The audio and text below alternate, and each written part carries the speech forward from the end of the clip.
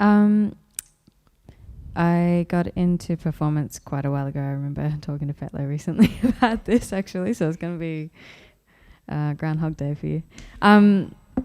Yeah, so it was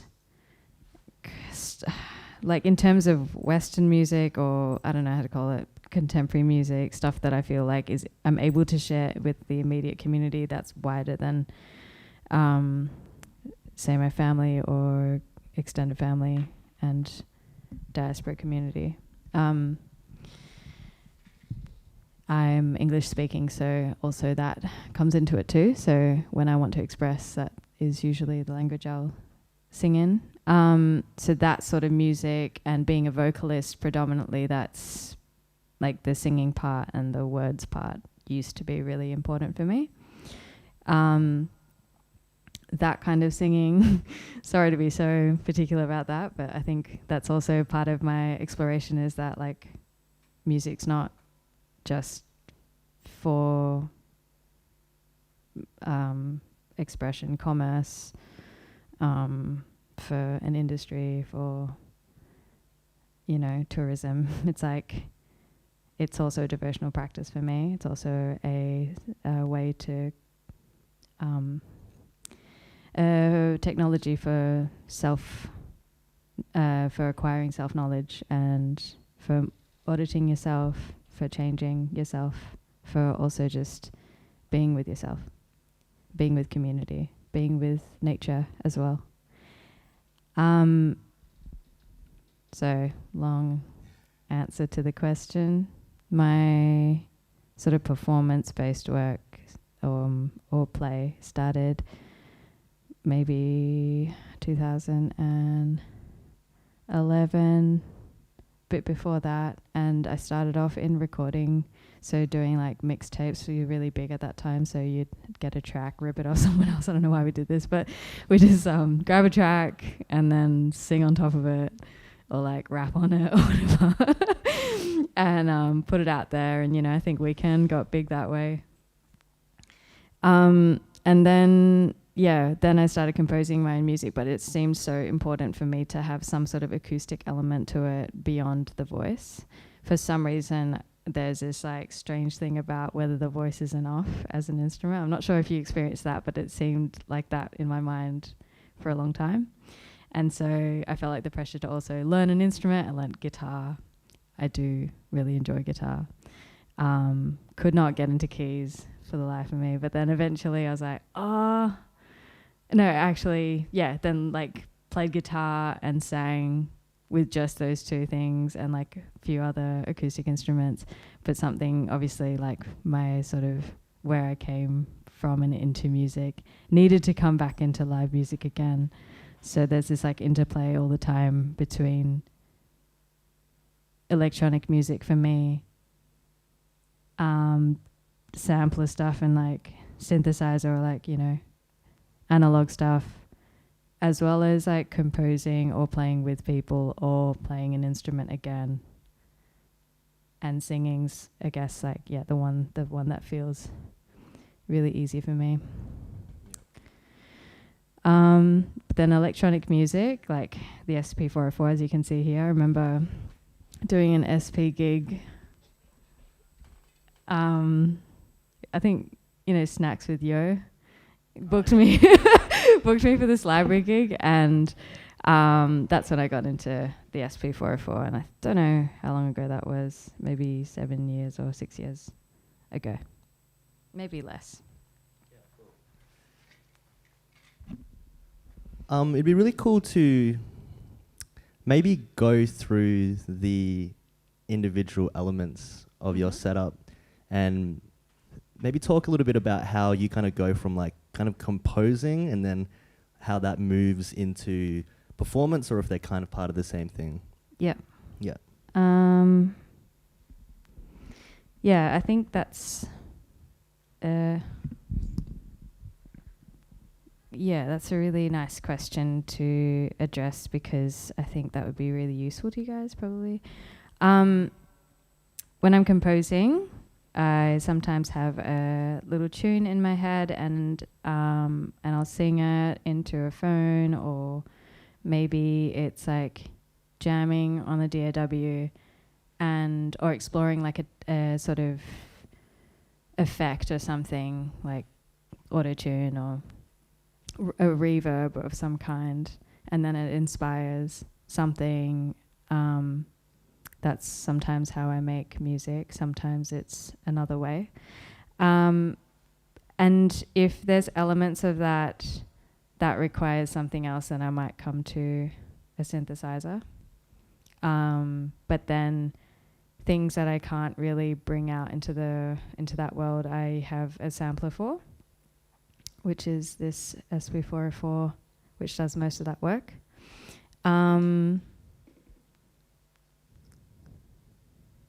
But then also, as I've gone along jamming with one other person or 3 other people or whatever, there's also those elements that inspire more sounds that come organically through here.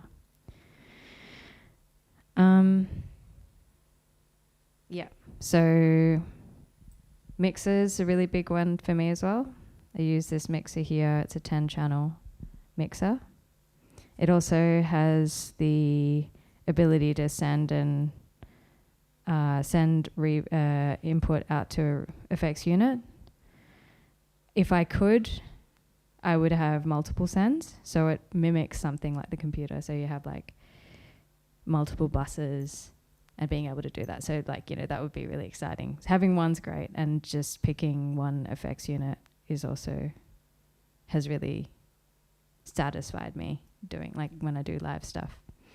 Then I have, this one's a reverb and delay pedal.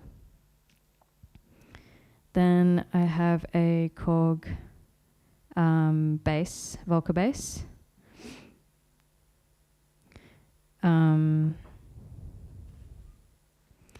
I also have a vocal processor, which has, it has a few other features that I don't use a lot of, but there's looping, there's also harmonies, but there's robot voice, there's auto-tune, like this. Oh no, this is not auto-tune. It's got pitch shift. And also has those sort of effects on it, which again gives me that sense of what I can feel on a DAW or when I'm composing on a computer, like bringing that into a live setup. The SP404, sometimes I use it with effects, sometimes I don't. And when I do use this, it's like, I'll show you maybe through like playing something. Sometimes I use small samples. Sometimes I have to just use a big, long sample as like a loop or a composition, like a linear sample that goes over a minute or so. And that sort of has to,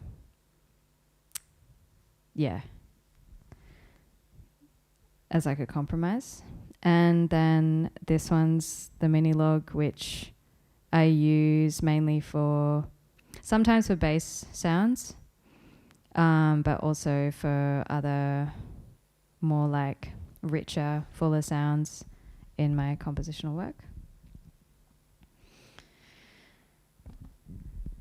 And would you be cool to maybe demonstrate a little bit of maybe, a little small performance or something, just utilizing all the pieces and kind of maybe talking through sort of what's happening sound-wise, what you're triggering, how they work, each part of the setup? Yeah. Yeah, cool. I might do stuff and then stop and... Yeah, totally. Thank you. So this one, I thought about this track or song, whatever, because it almost uses most of my setup. It just doesn't use the Volca bass in this particular one.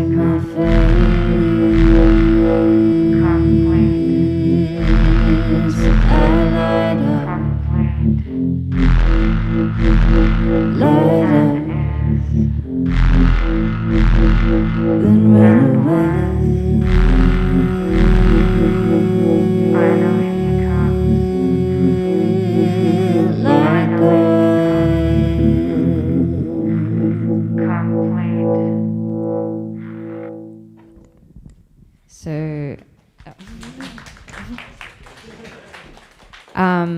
yeah, so using a loop that I had made, that one was from Logic, like a Logic sample.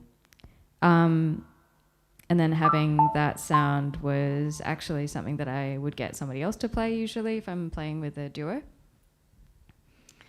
But then, yeah, sometimes the reality of live playing music is that you need to condense it because they don't have enough money to pay for like 2 players, or you need to travel and do it, or maybe you prefer to have a breakup with your bandmate, I don't know. So you steal their sample. And this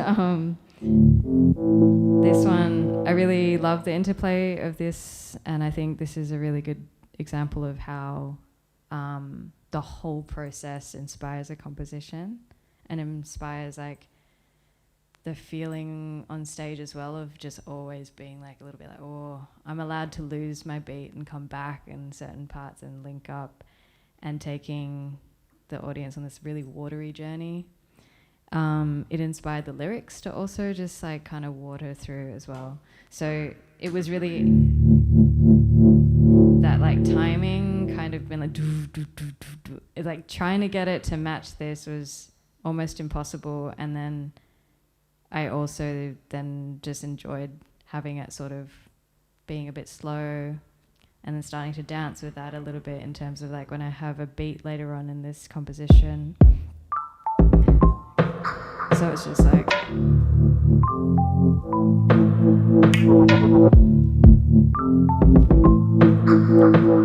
so the same sound like tightly fits into that one, but it doesn't seem to tightly fit into the other part of the track. Yeah, looping. So I was able to use, you know, how you would sample your own voice or sample something and loop it again and again on the DAW. I feel like that sort of satisfies that and creates a solution for that. And then changing swiftly between different sounds. So like having various plugins, I feel like I can almost do that there. And if it doesn't really, if you need more, then, you know, grabbing a pedal, which sounds like this. Tell it. Oh, hold on. Tell it.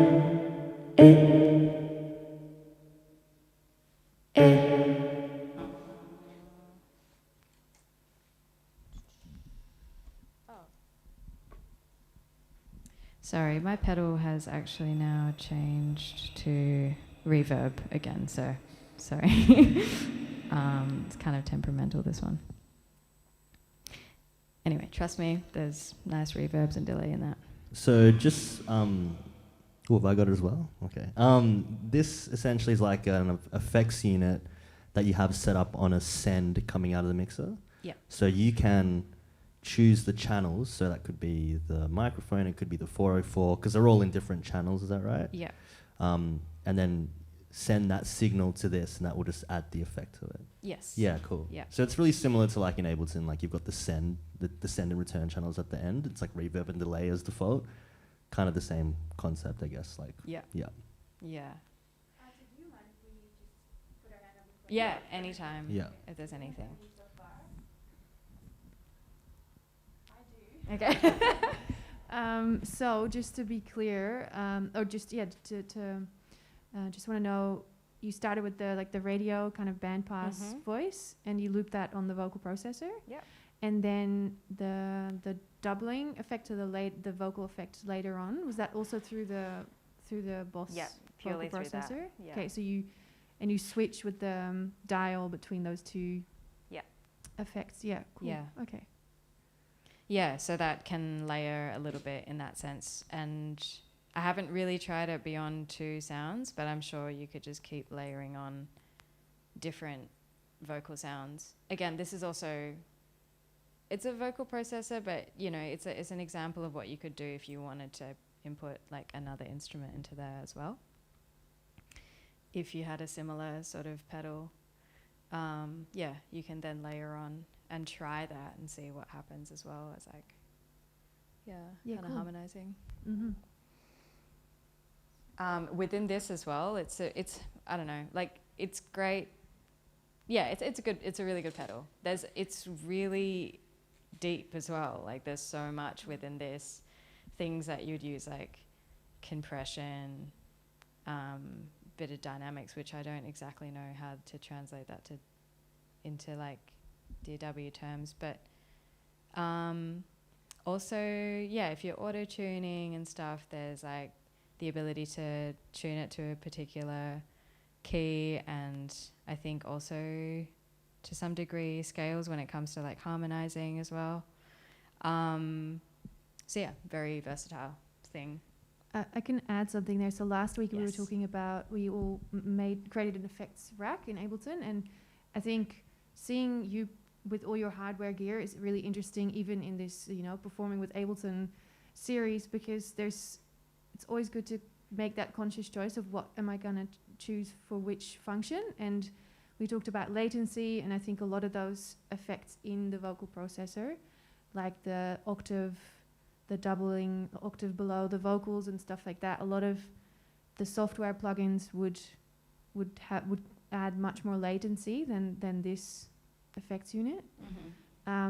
So that would be one of the reasons, I think, even if you can do all of that in Ableton, as I've been expressing the last three weeks, you can do everything through Ableton, and that's so true. But then there's so many reasons as well to choose hardware and latency. Just wanted to mention that.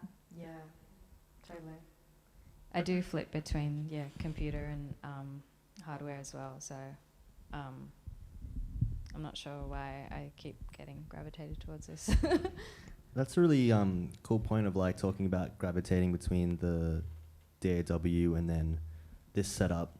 What are some of the things that you might do on a computer, and then how would you kind of transfer that over to this setup, or how much does that process sort of inform this process?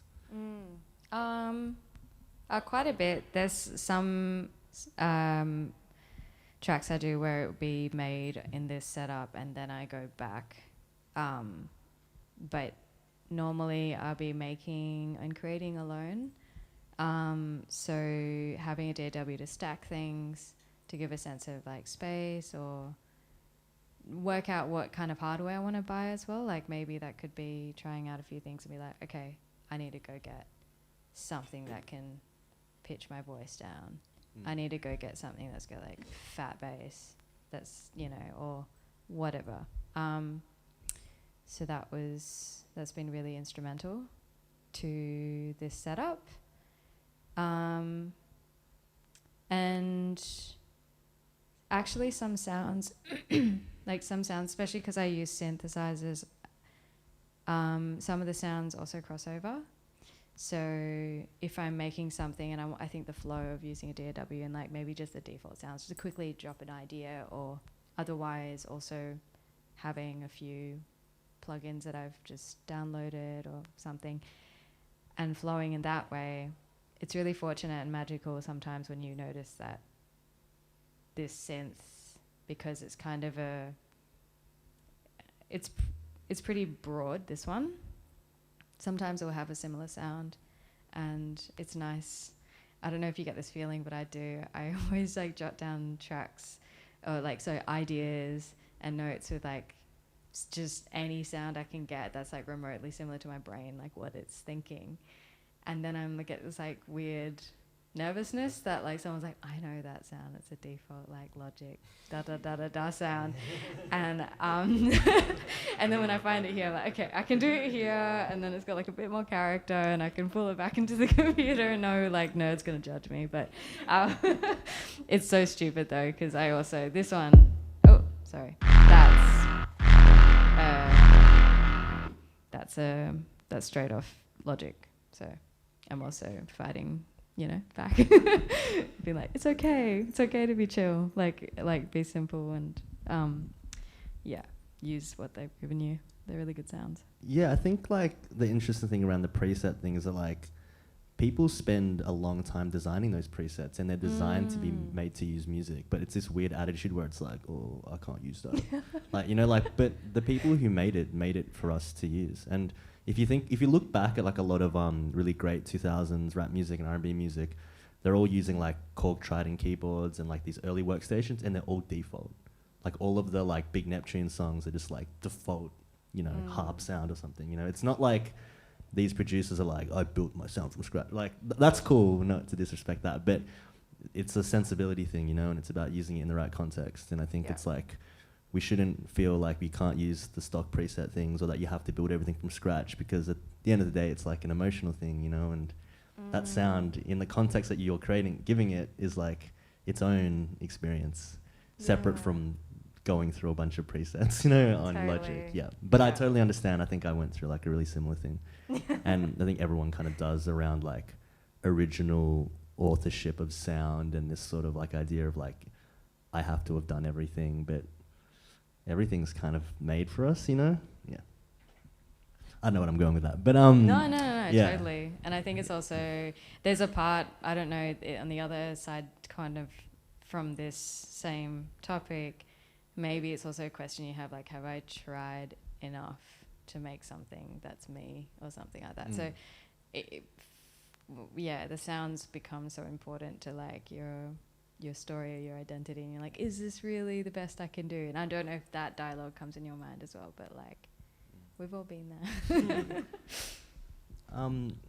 Before because I think it would be cool, maybe in a moment we can maybe have people want to have a try of some of your equipment, just so people, I don't know if people have used much of this stuff before, but it might be a cool opportunity to see how it works. But what do you recommend for people, like, you know, if you're starting out on Ableton or Logic or whatever, but like wanting to get more into like a hardware-based setup? What were like the kind of first pieces of equipment that you got, or like useful things that people can kind of buy or experiment with? I think everyone's probably got a unique thing in the room, and whoever else might watch this later.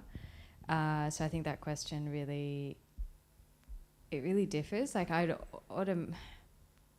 almost say like, yes, go straight for a sampler. Especially this one. It's got a really cool interface on the computer, which I can show you. It just mimics it 100%, and anything you do on the computer, sorry, I'll actually unplug that. It mimics it. So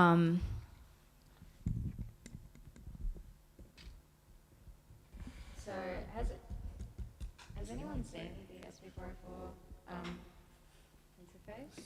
So this is the software that comes with that Roland SP404 sampler? Yeah. Yeah. I've got the old one, but Yeah. Oh my gosh, it's so cool. I just try to... I think you guys convert me now to... Yeah, I recommend it. Alright. So, essentially, if you can... Hold the computer for you? Okay. Yeah, is that okay? It's not really... It's not... I wonder if it's going to work. Yeah, there we go. So essentially the Roland sampler You all can come closer if you want to, but has all these banks here, which are like each, you can switch between all these pads and have 16 different pads times 1, 2, 3, 4, 5, 6, 7, 8, 9, 10. 10, but then in this one as well, because it's that much more powerful, has like, I think another 20 more banks. So you could use that for one track or move to another bank for another track, however you'd use it. But it's all reflected here on the on this little program itself. You can do all the trimming before the SP404. You had to do all your trimming, all your like effects and everything, like apply it here. And there was a beauty to that too. Like I think a lot of hip hop vibes come out from this and like the MPC. But it's, yeah, I think for experimental music and like moving towards like more digital music, that's like so, you know, our era of music, it makes sense to also have this. Everything that you can do here, you can fine tune it, and then it just like saves back here. Jesus, sorry. Yeah, so I just wanted to say like that is a really user-friendly part of this equipment.